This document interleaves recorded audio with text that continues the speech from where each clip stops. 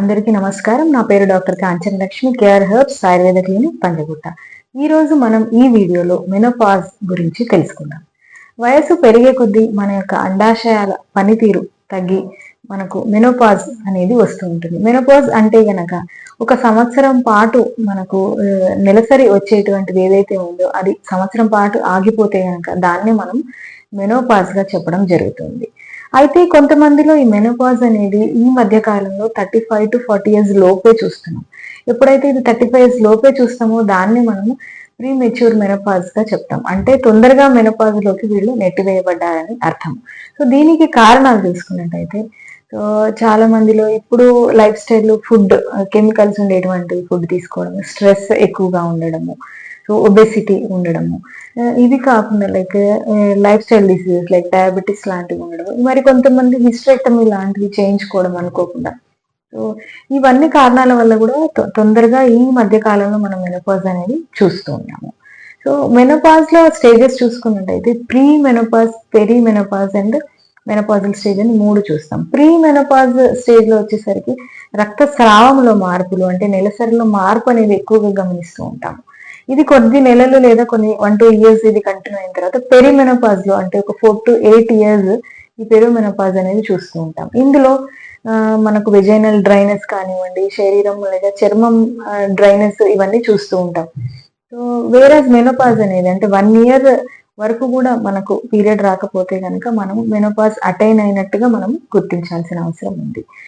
ఇది 35 సంవత్సరాల లోపే తీసుకుంటే కనుక ఇది ప్రీమెచ్యూర్ మెనోపాజ్ గా తీసుకుంటున్నాం. వేరేస్ 45 to 55 ఇయర్స్ లో తప్పక మనం మెనోపాజ్ అటైన్ అవ్వాలి, ఇది ఖచ్చితంగా జరగాలి. వేరేస్ 5 ఇయర్స్ తర్వాత కూడా బ్లీడింగ్ అవుతుంది అంటే గనక ఇది తప్పకుండా ఏదో అబ్నార్మాలిటీ ఉందని గమనించుకొని డాక్టర్ సలహాతో మనం అది ఏంటి అనేది పరీక్ష చేయించుకోవడం అనేది చాలా ముఖ్యం. ఈ మెనోపాజ్ లో ఎప్పుడైనా కానివ్వండి లైఫ్ స్టైల్ డిసీజెస్ అనేది ఎక్కువగా ఎన్కౌంటర్ అవుతూ ఉంటారు ఫీమేల్స్, లైక్ డయాబెటీస్, బీపీ, ఇది యొక్క హార్మోన్ అసమతుల్యత వల్ల ఇవన్నీ లైఫ్ స్టైల్ డిసీజెస్ అనేవి, థైరాయిడ్ ప్రాబ్లమ్స్ అనేవి వస్తూ ఉంటాయి.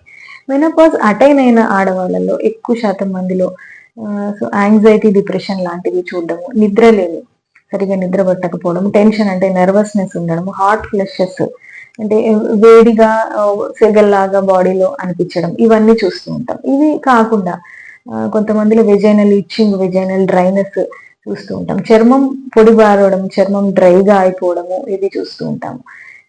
ఇవే కాకుండా ఇంకా ఈస్ట్రోజన్ యొక్క హార్మోన్ తగ్గిపోవడము, ఇంకా బరువు పెరగడము, ఇంకా ఎముకలు పెలుసుబారిపోవడం అంటే కాల్షియం లెవెల్స్ తగ్గిపోవడము, ఈ ఎముకలు పెలుసుబారిపోవడము, నొప్పులు ఎక్కువగా, బాడీ పెయిన్స్, ఇరిటబిలిటీ, ఇంకా జ్ఞాపక శక్తి లోపించడము, నిద్రలేమి, ఇన్సామ్నియా, ఇవన్నీ కూడా మనము మెనోపాజ్ లో లక్షణాలుగా చెప్పుకోవడం జరుగుతుంది.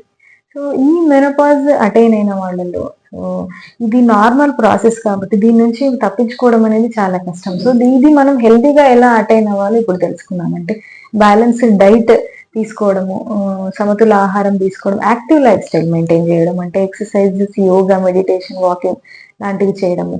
ఇవి కాకుండా కొత్త విషయాలు నేర్చుకోవడం, అంటే ఏదైనా కొత్త విషయం నేర్చుకున్నప్పుడు బ్రెయిన్ యాక్టివ్ గా ఉంటుంది కాబట్టి ఆ ఇంట్రెస్ట్ అనేది ఆటోమేటిక్ గా వస్తుంది. సో కొత్త విషయాలు నేర్చుకోవడము, so active lifestyle maintain చేయడం, నలుగురితో కలవడం, ఎందుకంటే వీళ్ళు ఎక్కువగా డిప్రెషన్, యాంగ్జైటీలో ఉంటారు కాబట్టి ఒంటరిగా ఉండకుండా అందరితో కలవడం ద్వారా ఈ యొక్క మెనోపాజ్ లక్షణాల నుంచి మనము బయటపడవచ్చు. ఇప్పుడు ఆయుర్వేదంలో మెనోపాజ్ కి ఎటువంటి చికిత్సలు ఉన్నాయి, ఎటువంటి జాగ్రత్తలు చెప్పబడ్డాయో ఇప్పుడు మనం ఈ వీడియోలో తెలుసుకుందాం. ఆయుర్వేదానుసారం దీన్ని మెనోపాజ్ ని రజో నివృత్తి కాలంగా చెప్పడం జరిగింది. సో మొదటిగా చికిత్స చూసుకున్నట్టయితే గనక సో ఇందులో సిమ్టమ్స్ ని బట్టి చికిత్స అనేది ఉంటుంది. మొదటగా ఆహారంలో కరెక్షన్స్ చేసుకోవడం, ముఖ్యంగా సమతుల ఆహారం తీసుకోవడం కాకుండా ప్రాణాయామ, యోగా లాంటివి ప్రాక్టీస్ చేయడం, ఇది కాకుండా కెఫీన్ అండ్ సాల్ట్, షుగర్, ఈ మూడు ఇంటేక్ ని కంట్రోల్ చేసుకోవడం అనేది ముఖ్యం. సో ఈ మెనోపాజ్ లో ఒక లక్షణంగా చెప్పిన డ్రై స్కిన్ కోసం ఎవ్రీడే ఏదైనా ఆయుర్వేదిక్ ఆయిల్స్, ముఖ్యంగా కోకోనట్ ఆర్ సెజమే ఆయిల్ అంటే నువ్వుల నూనెతో అభ్యంగం అంటే రెగ్యులర్ మసాజ్ చేసుకోవడం ద్వారా ఈ డ్రై స్కిన్ నుంచి మనల్ని మనం కాపాడుకునే వాళ్ళు ఉంటాం.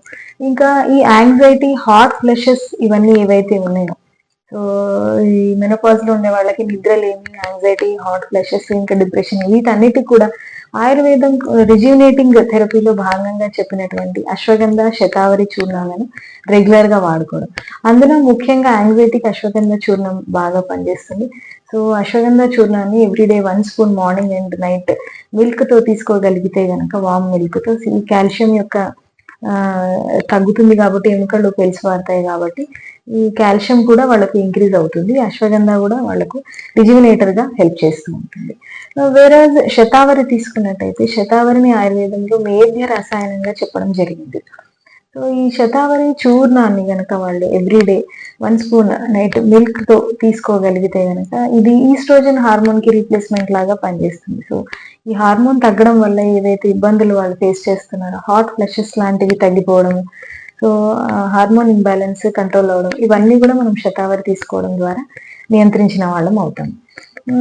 ఇవి రెండు కాకుండా మనకు క్యూమిన్ సీడ్స్ అండ్ మేథి అంటే ఫెనుగ్రీక్, జీలకర్ర 50 గ్రాములు, మెంతులు 50 గ్రాములు, రెండు కూడా ఘీలో అంటే నెయ్యిలో ఫ్రై చేసుకొని ఒక 50 గ్రాముల బెల్లం కలుపుకొని ఉండలాగా తయారు చేసుకొని ఆ ఉండని 10 గ్రాముల ఉండని ఎవ్రీడే తీసుకుంటే గనక ఈ ట్రేస్ ఎలిమెంట్ డెఫిషియన్సీ మెనోపాజ్ లో ఏదైతే ఉంటుందో దాని నుంచి సంపూర్ణంగా బయటపడిన వాళ్ళము అవుతాము.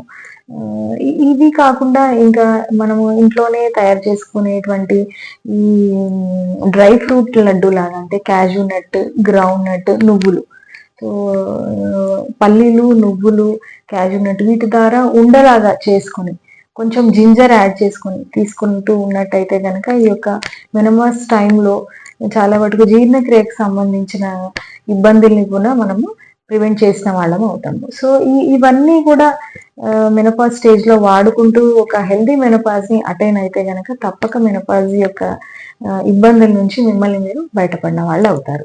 ఈ యొక్క వీడియో కనుక మీకు నచ్చినట్టయితే కనుక తప్పక మా ఛానల్ ని సబ్స్క్రైబ్ చేయండి. Thank you.